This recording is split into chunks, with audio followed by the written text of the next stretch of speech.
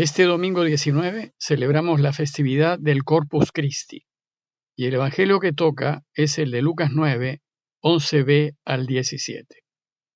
En aquel tiempo Jesús se puso a hablar al gentío del reino de Dios y curó a los que lo necesitaban. Caía la tarde y los 12 se le acercaron a decirle: «Despida a la gente, que vayan a las aldeas y cortijos de alrededor a buscar alojamiento y comida, porque aquí estamos en descampado». Él les contestó: «Denles ustedes de comer». Replicaron: «Pero no tenemos más que 5 panes y 2 peces, a no ser que vayamos a comprar de comer para todo este gentío», porque eran unos 5.000 hombres. Jesús dijo a sus discípulos: «Díganles que se sienten en grupos de unos 50». Lo hicieron así, y todos se sentaron. Y él, tomando los 5 panes y los 2 peces, alzó la mirada al cielo, pronunció la bendición sobre ellos, los partió y se los dio a sus discípulos para que se los sirvieran a la gente. Comieron todos y se saciaron, y recogieron las sobras, 12 cestos. El segundo domingo después de Pentecostés, la Iglesia celebra la festividad del cuerpo y la sangre de Cristo. Y en esta solemnidad celebramos que Jesús, tal y como nos lo prometió, está realmente presente en la Eucaristía.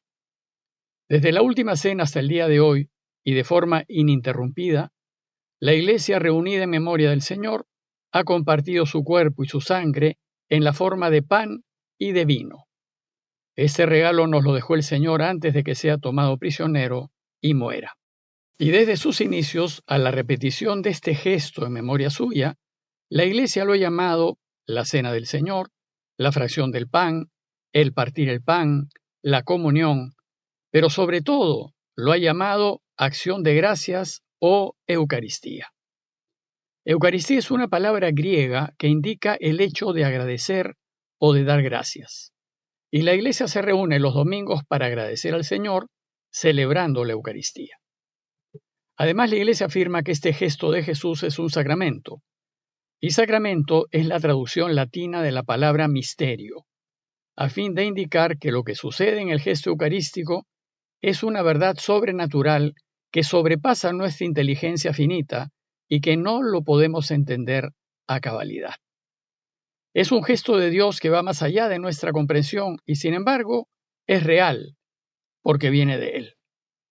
En consecuencia, desde esa última cena, la Iglesia ha creído y cree que Jesús, en su totalidad, con su cuerpo y con su sangre, es decir, con todo su ser, está real y verdaderamente presente bajo la forma de pan y de vino.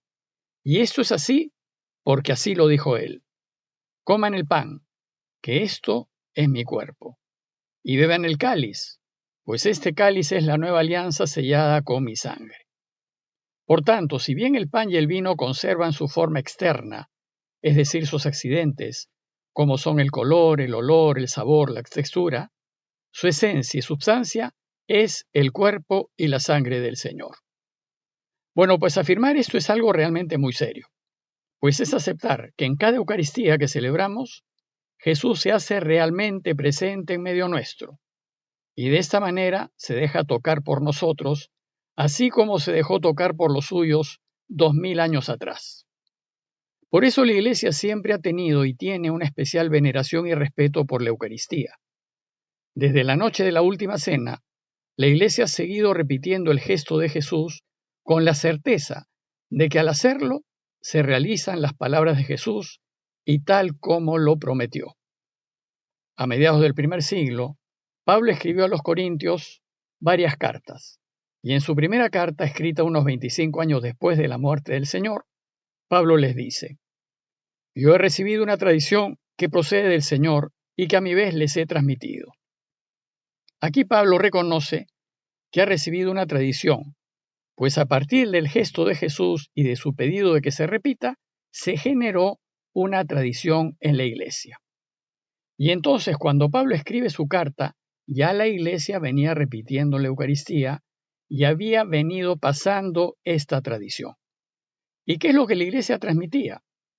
Dice Pablo en 1 Corintios 11, 23, 26, que el Señor Jesús, en la noche en que iban a entregarlo, tomó un pan y, pronunciando la acción de gracias, lo partió y dijo: «Esto es mi cuerpo, que se entrega por ustedes. Hagan esto en memoria mía. Lo mismo hizo con el cáliz, después de cenar, diciendo: Este cáliz es la nueva alianza sellada con mi sangre. Hagan esto cada vez que lo beban en memoria mía.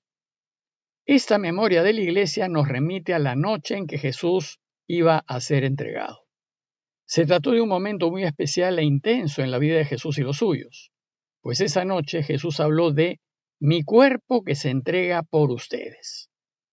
En esa última reunión, Jesús animó a los suyos a hacer frente a lo que se vendrá y les dejó todo lo que tenía. Y lo único que tenía, lo único que poseía, fue su propio cuerpo y sangre que nos dejó en la forma de pan y de vino. Tomó un pan y dijo: Esto es mi cuerpo que se entrega por ustedes. Lo mismo hizo con el cáliz de vino. Es la nueva alianza sellada con mi sangre. Según Pablo, la Iglesia se preocupó de transmitir con mucha fidelidad el gesto que Jesús hizo en esa noche final, pues Jesús les pidió repetirlo en recuerdo suyo. Ahora bien, el Evangelio de hoy trata de la multiplicación de los panes, y es una hermosa descripción de la manera como la primera Iglesia entendió, celebró y vivió el misterio de la Eucaristía, y que es muy semejante a lo que hacemos hoy. Primero, el texto nos dice que Jesús se puso a hablar al gentío del reino de Dios y curó a los que lo necesitaban. Hoy también en la celebración eucarística, así empezamos, curándonos, pidiendo perdón al Señor para que se cure en nuestros corazones y escuchando la palabra. Después comentamos esta palabra, es decir, hablamos del reinado de Dios y de lo imperioso que es que Dios reine entre nosotros. Finalmente, el texto nos dice que después de escucharlo, la gente sintió hambre. Como dijo Juan Pablo II, se trata aquí de hambre de Dios, pues para ayudarlo a que reine, necesitamos ser alimentados de Él. Por tanto, después de escuchar a Jesús enseñar, después de comentar la palabra, pasamos a la mesa de la Eucaristía a compartir el pan. A este punto, los responsables de la Iglesia se vuelven al Señor para pedirle que alimente a la gente. Y el Señor responde: denles ustedes de comer. Jesús encarga a los responsables de su Iglesia, a sus sacerdotes, que den a sus oyentes el pan de vida. Pero los discípulos reconocen su incapacidad. Ellos por sí mismos no lo pueden hacer. Por eso le replicaron: no tenemos más que 5 panes y 2 peces. Es pues necesaria la intervención directa del Señor.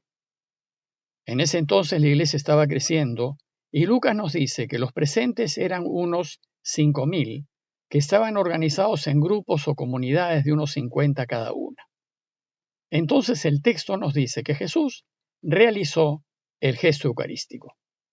Tomando los 5 panes y los 2 peces, alzó la mirada al cielo, pronunció la bendición sobre ellos, los partió y se los dio a los discípulos para que se los sirvieran a la gente. También hoy es el Señor mismo a través del sacerdote quien realiza el gesto de la Eucaristía. Tomó pan, lo bendijo, lo partió y se los dio diciendo. Y Lucas continúa diciendo que comieron todos y se saciaron. Todos participaron del Señor, todos comulgaron y quedaron satisfechos. Finalmente el texto termina recordándonos el cuidado que desde siempre ha tenido la Iglesia con la Eucaristía una vez que ésta termina. Se preocupa la Iglesia de recoger lo que sobró, así como lo hacemos hoy después de la comunión.